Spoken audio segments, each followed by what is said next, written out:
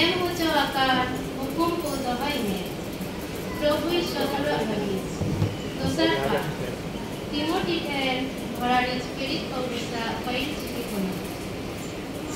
आम तो ईश्वरेन हर कांते ओना को हर निजर निर्जन में आर सनद धर्म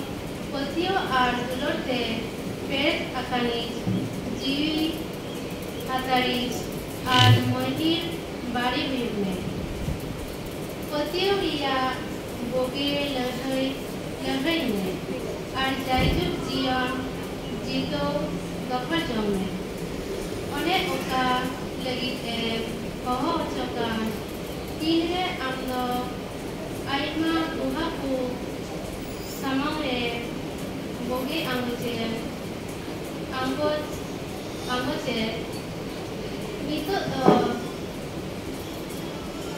नितो दो ईश्वर समांगे अकोई साना जीवन में झरना काने और जीसु क्रिस्ट समांगे अकोई पोंतुस लातुस सामने रे सरिया इया गुहा के इंग नोआ ले कमी भाराम काना जेमन आमे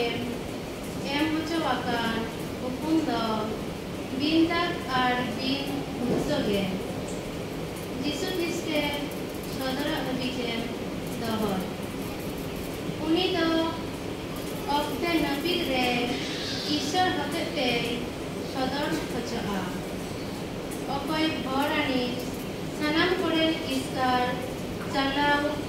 बनावी रापस कोरेन राजा और प्रभु कोरेन प्रभु काने उनी इस्कार गे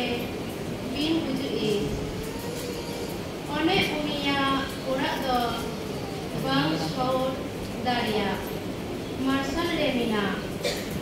ओने उनी दो अकय मानवा हो बाको नेल आकादे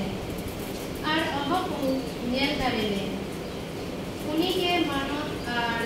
जायजुग दारे ऐदरी हुयताइमा आमेन